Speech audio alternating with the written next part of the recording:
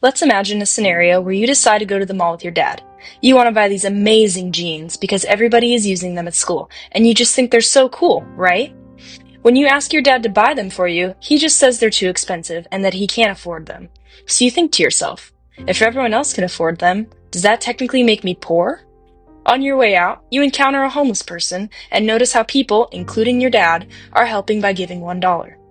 When he turns, he claims we should always help those in need, no matter the circumstances. So then you pause for a moment and think, if this person is truly in need, does that mean they're also poor? Which brings you to the next question. What exactly is poverty? To discover this, we'll need to take a step back and look at the facts. Over the years, poverty has remained one of the most debated and complex issues in society, with questions constantly arising about how to define and measure poverty, what causes it, and what the most effective solutions to it might be. Before getting into all of that, though, we need to start with the basics. Today, we'll be focusing on two essential building blocks to this debate: how poverty is defined and measured.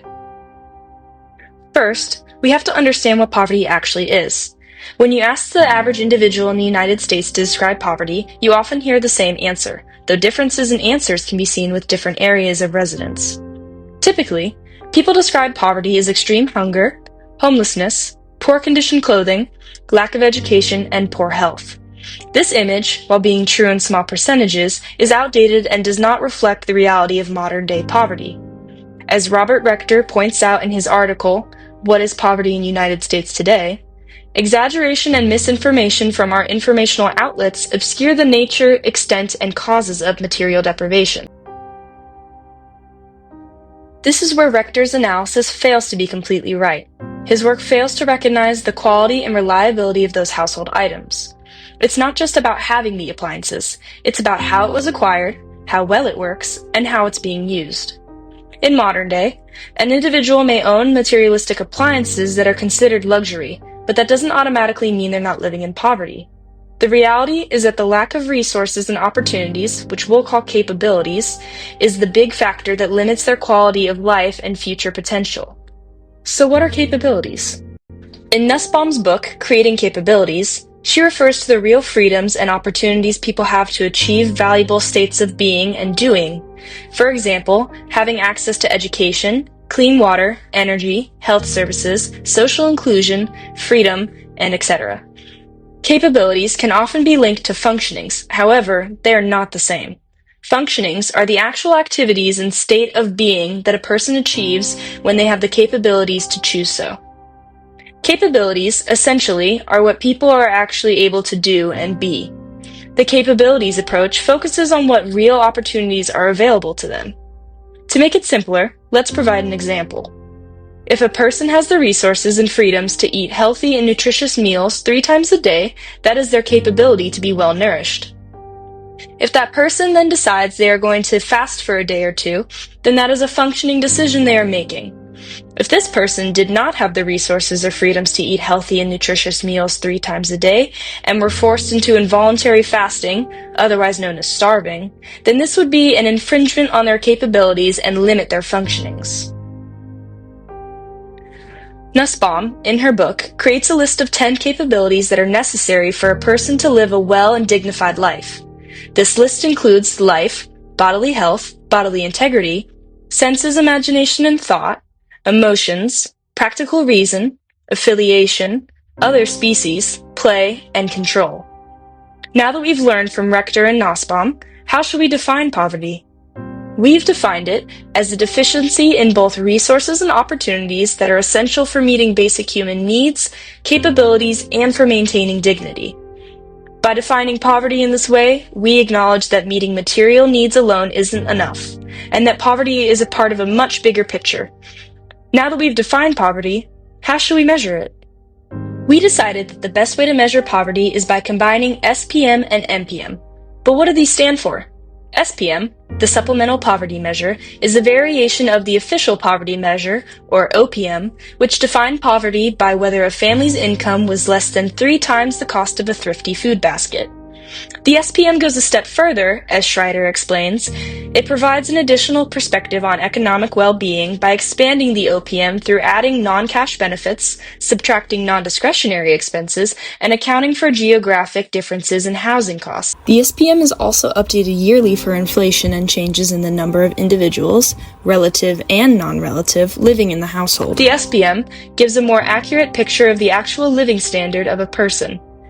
But this doesn't mean that the SPM is perfect. Someone may be above the SPM line but still below the MPI, indicating structural poverty, which can be caused by factors like poor education, healthcare, or infrastructure.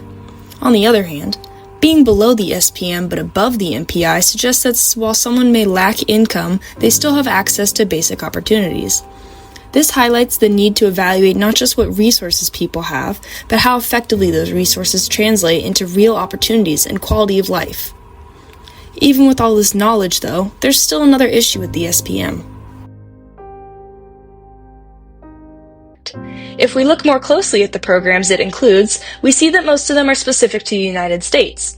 This raises the question, how can we make the measure broader and more applicable across different countries?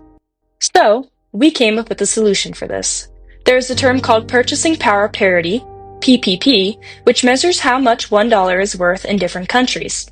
So, if we expand the PPP's concept and, instead of applying it to only prices, use a design that measures the value of government-provided resources in each country and add it to the individual's income while still subtracting non-discretionaries, then we can measure poverty on a more personal level, rather than relying on broad geographic comparisons.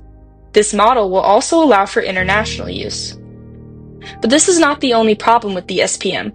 The SPM measures pre-tax income, which makes us wonder, how can we accurately measure what a person can spend if that part of the money never even reaches them? Therefore, we believe that our version of the SPM should measure post-tax income, giving a more accurate picture of the real income people have. But going back to capabilities, income only captures one part of the picture. This is where the MPI, or Multidimensional Poverty Index, comes in at. The MPI is a poverty measure that takes into account three sections: health, education, and living standards. The MPI is broken into subsections. MPI exposes the severity of poverty depending on the fractions added up. If a household adds up to 1/3 or above, they are considered to be in poverty. It is so reliable that it's used by the UN in over 100 countries. However, it's not perfect. There are clear flaws in relying on such specific requirements. Having a set list can be limiting to those in between the categories. Amartya Sen also argues that imposing a fixed list of capabilities on every society risks forcing a particular ideology and ignores the fact that different communities have their own priorities. However, without a list, dictatorships and totalitarianisms can purposely allow things to slip through. The Supplemental Poverty Measure, SPM, helps us to see the financial resources available, while the Multidimensional Poverty Index, MPI, reveals the deeper barriers to well-being like education and health. By combining these measures, we can better identify who lacks real opportunities or the capabilities that shape a dignified life, not just money. Overall, poverty is not just about numbers or lists. It's about understanding what people value while still finding a way to ensure that they have the real freedom and materials to fill their needs and give them a life with dignity.